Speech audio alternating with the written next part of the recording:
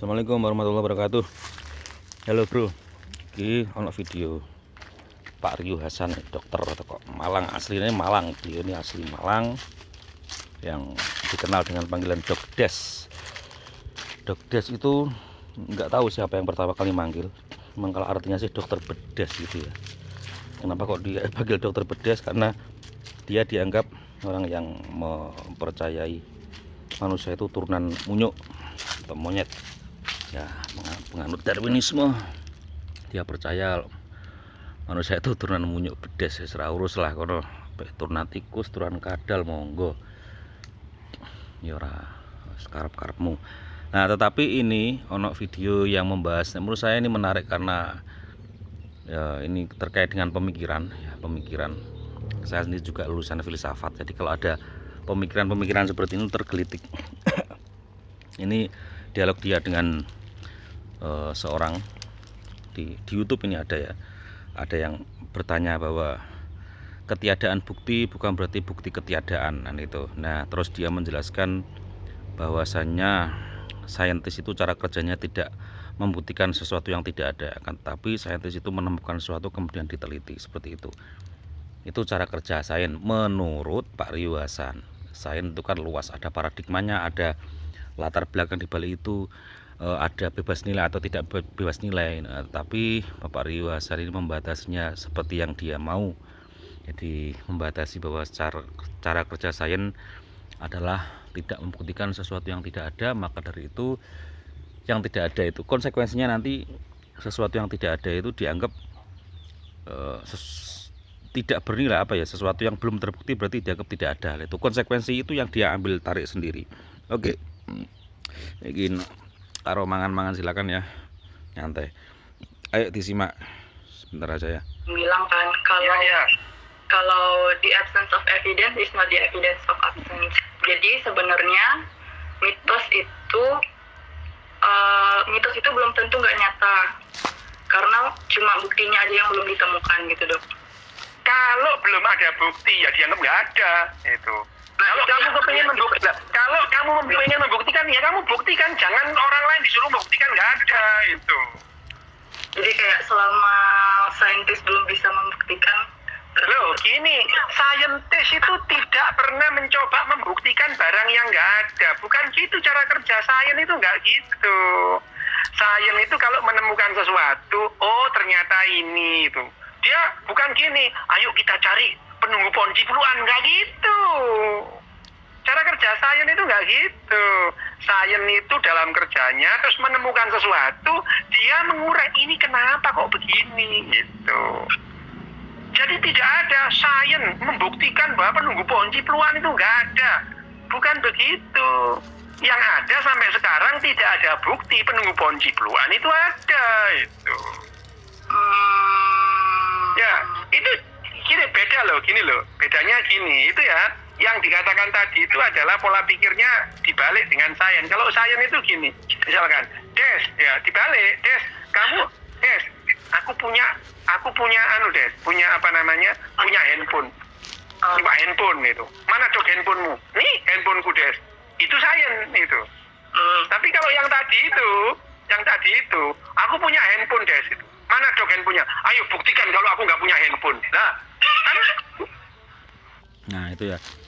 Jadi Bapak Ryu Hasan ini sangat salah sekali dalam menganalogikan sesuatu yang tidak ada dengan orang yang mengaku dia memiliki handphone. Salahnya di mana?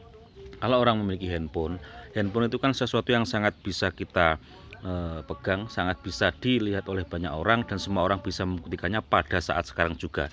Jadi kalau itu digunakan untuk menganalogikan orang yang percaya kepada sesuatu yang saat ini belum terbukti, itu tidak tepat. Kenapa?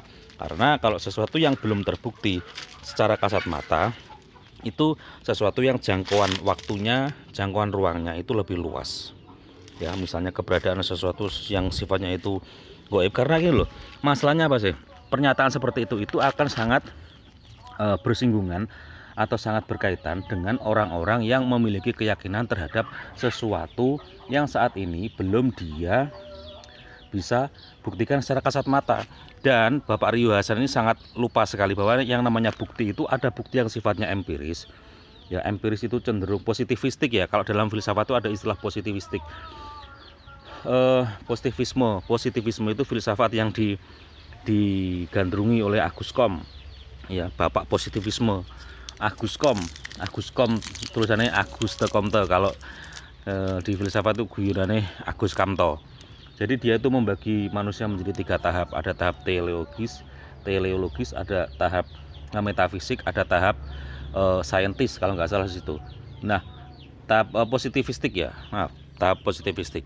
Ya, kalau tahap yang teleologis itu orang menganggap percaya pada dewa-dewa. Kemudian di tahap berikutnya lagi tahap metafisik, orang menganggap bahwa di luar yang fisik ini ada kekuatan yang mempunyai pengaruh besar yang bisa mengendalikan. Kemudian tahap yang paling terakhir yaitu tahap positivistik, di mana orang sudah mampu melakukan verifikasi, membuktikan hal-hal yang dulu dia anggap sebagai atau dulu dia belum mengetahui bukti-buktinya. Misalnya ketika dulu ada petir, orang mengatakan, wah, petir itu adalah dari dewa ini, dewa itu. Nah, setelah orang itu menemukan sains, orang itu kemudian beranggapan bahwa ini terjadi bisa dijelaskan secara saintis, sehingga dewa-dewa itu menjadi hilang. Itu bagi kami, bagi orang-orang filsafat itu sesuatu yang sudah lawas sekali ya. Meskipun tidak semuanya salah, akan tetapi paradigma seperti itu tidak cukup untuk bisa menjelaskan kemanusiaan atau unsur-unsur kompleks dalam diri manusia. Jadi yang namanya bukti itu tidak hanya bukti yang sifatnya positivistik, akan tapi ada bukti itu yang sifatnya adalah penalaran. Contohnya gini, 1 miliar batu kerikil ditambah 1 miliar batu kerikil itu hasilnya sama dengan 2 miliar batu kerikil, tanpa kita harus mencari atau menghitung kerikil 1, 2, 3, 4 sampai 1 miliar. Nggak perlu seperti itu, karena ada bukti yang sifatnya itu logis, bukti yang logis ya. Jadi kebenaran itu ya bisa kita cari, bisa kita bangun berdasarkan silogisme ya. Dalam ilmu itu seperti itu memang. Nah, orang-orang positivistik seperti Pak Riu Hasan ini yang di Auguste Comte, orang Prancis itu cenderung menolak nalar seperti ini. Dia cenderung mengingkari kebenaran yang tidak bisa langsung dilihat. Itu tidak bisa langsung dilihat. Dia pengennya itu kalau dianggap benar itu ya harus bisa dilihat dengan kasat mata. Dia lupa bahwa cinta itu tidak bisa dilihat. Dia lupa bahwa yang namanya bayangan terhadap masa depan itu nggak bisa dilihat, hanya bisa dinalar, kan gitu. Dan untuk info ya, bahwasanya orang-orang yang seperti ini itu biasanya pernah mengalami pengalaman-pengalaman yang menyakitkan, sehingga dia pengalaman itu kemudian mempengaruhi dia untuk memilih satu saintisme tertentu, paham tentang sains tertentu. Bedakan ya sains dengan saintisme. Kalau sains itu bebas nilai, cenderung bebas nilai. Dia cenderung meneliti hal-hal yang sifatnya empiris ya, mengukur, punya tolak ukur dan sebagainya. Akan tapi dia tidak mengingkari sesuatu yang belum bisa dia buktikan. Itu kalau sains. Kalau saintisme dia ideologis, dia punya tendensi di situ. Tendensi apa? Tendensi untuk menolak, mengingkari sesuatu yang dia lihat, yang dia belum lihat, kan gitu. Itu banyak sekali kontra pikiran di situ. Mereka lupa bahwasanya 30 tahun lalu kalau orang itu bicara Facebook itu akan ditertawakan. Akan tetapi sekarang ketika orang tidak percaya adanya internet, ya orang yang tidak percaya itu akan ditertawakan, dianggap konyol, dianggap aneh. Sudah jelas kok nggak percaya. Itu artinya apa? Artinya adalah sesuatu yang dulu belum ada itu ternyata sekarang bisa ditemukan. Sesuatu yang tidak atau belum bisa dilihat manusia bukan berarti tidak ada. Itu loh. Saintis yang sempit itu seperti itu. Ya. Jadi kita cenderung ayo berpikir luas bahwa sesuatu yang belum ada bukan berarti tidak ada. Terus si Pak Riu Hasan itu juga ngomong bahwasanya kalau sains itu tidak mencari sesuatu yang tidak ada. Loh, kata siapa? Justru orang itu berangkat dari masalah. Dari masalah dia cenderung mencari solusi. Nah, solusi adalah sesuatu yang sekarang belum ada tetapi terpikirkan. Itu bukan berarti kok kemudian menemukan sesuatu sekonyong-konyong terus diteliti hanya itu. Itu bukan saintis. Orang cuma nemu ya orang. Ini kita semua penemu sampah di tong sampah, penemu gitu loh Pak Riu ya. Anda kelihatannya pintar bagi orang yang yang kagum sama Anda, tapi bagi saya itu biasa saja, karena di balik itu ada tendensi. Jadi di dalam pemikiran, ucapan itu pasti ada paradigma. Nah, di balik paradigma, cara berpikir, cara pandang itu ada ideologi. Di balik ideologi itu biasanya ada problem psikis yang panjang. Nah, ternyata benar dugaan saya, ada apa tuh sebenarnya dengan Pak Ryu. Dia pernah mengakui dirinya sendiri itu lama sekali pernah kena apa tuh jenenge? Kena stroke atau bukan stroke. Kanker ya, kanker. Sejak tahun 80-an itu ya. Nah, dia mengalami depresi lama. Itu dia cerita di situs channel YouTube-nya yang namanya Inside Our Brain kalau nggak salah itu.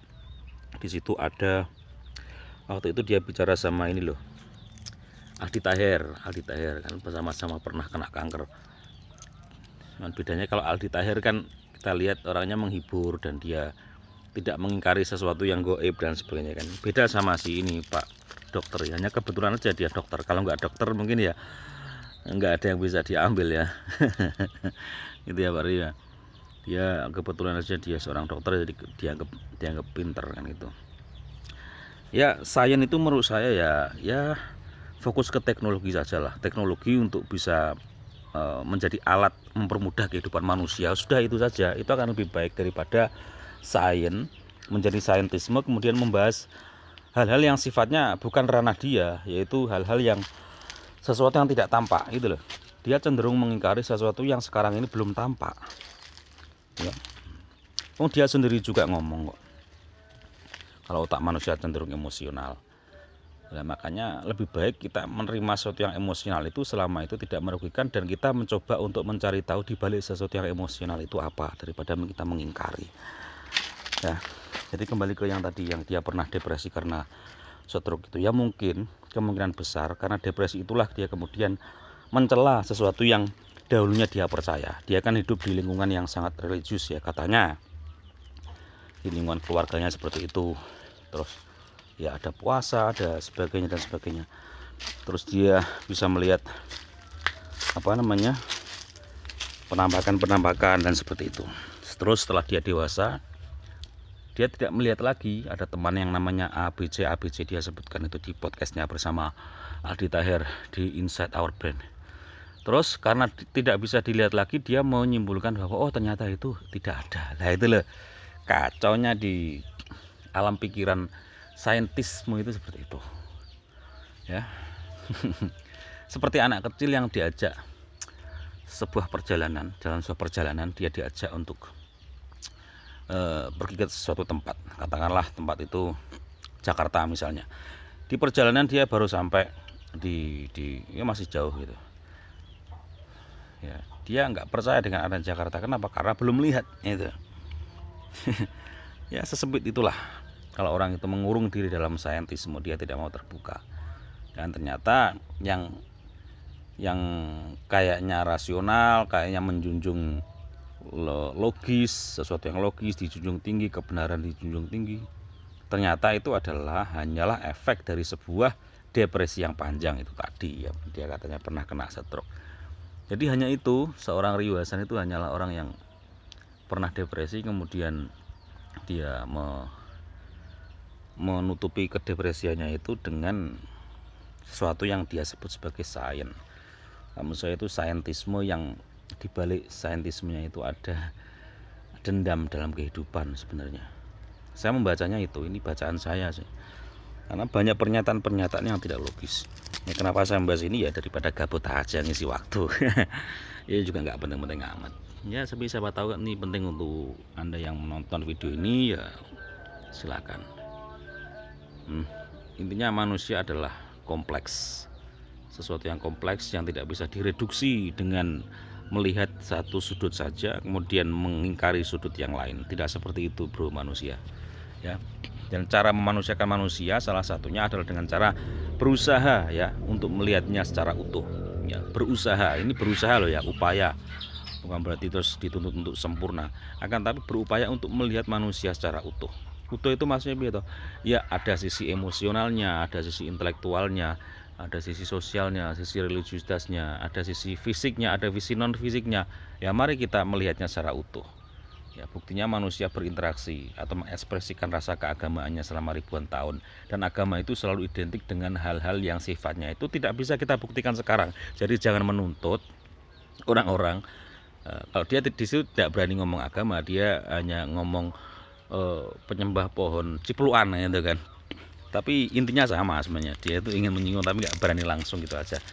Ya karena hasil depresi itu tadi. Jadi seperti itu ya, dulur-dulur ya. Jadi jangan menyederhanakan manusia lah.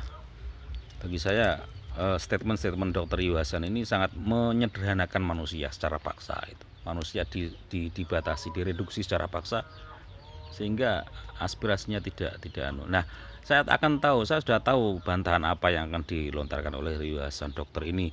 Pasti begini ngomongnya nanti. Ya manusia itu cenderung untuk mencari pembenaran, sehingga ketika keyakinannya itu sudah terbukti diberikan bukti, dia tidak langsung merubah keyakinannya, dia akan cenderung untuk mencarikan pembenaran terhadap apa yang dia yakini. Ya tetap ngeyel. Saya balik Bung, saya balik. Anda kalau dikasih cermin seperti ini, Anda dikasih sesuatu yang sifatnya rasional gini, bahwa sesuatu yang tidak ada bahwa sesuatu yang tidak terlihat bukan berarti tidak ada. Anda pasti menolak toh, padahal itu benar. Sesuatu yang tidak Anda lihat, sesuatu yang tidak kamu lihat bukan berarti dia tidak ada. Itu kalimat benar. Atau tidak semuanya ada itu kamu sadari, itu benar. Tapi kamu akan langsung menolak. Kenapa? Karena kamu sudah terlanjur terkungkung dalam ideologimu yang namanya saintisme sempit. Seperti itu. Itu saintisme sempitnya. Ya kalau produknya saintisme itu sains itu adalah teknologi, ya oke. Teknologi bebas nilai, tergantung siapa yang pakai kan gitu. Agama tidak anti terhadap itu, bahkan agama mendorong kita untuk membaca alam semesta, baca. Bukan bodoh, tapi baca. Jangan dibatasi hanya dengan yang tampak-tampak saja, yang dianggap benar, parameternya benar. Parameternya itu ya bisa berubah-ubah seiring dengan keluasan jiwa manusia. Ya, soal kebenaran ya, definisi kebenaran itu apa? Kebenaran bukan sesuatu yang dipaksakan, bukan sesuatu yang dibikin premis dulu kemudian kita buktikan, bukan itu. Ya, meskipun itu salah satunya, itu kebenaran sifatnya rasio. Kebenaran sifatnya itu deduktif. Ya, dibikin pernyataan, statement, premis mayor, premis minor, kesimpulan. Itu kebenaran deduktif. Akan tapi juga ada kebenaran yang nanti terkait dengan pengalaman. Atau tidak hanya kebenaran pertimbangannya, tapi juga kepantasan, guna dan sebagainya, manfaat ya, kegunaan itu apa. Jadi luaslah hidup manusia, jangan sempit-sempit. Mudah-mudahan manfaat. Assalamualaikum warahmatullahi wabarakatuh. Muhammad.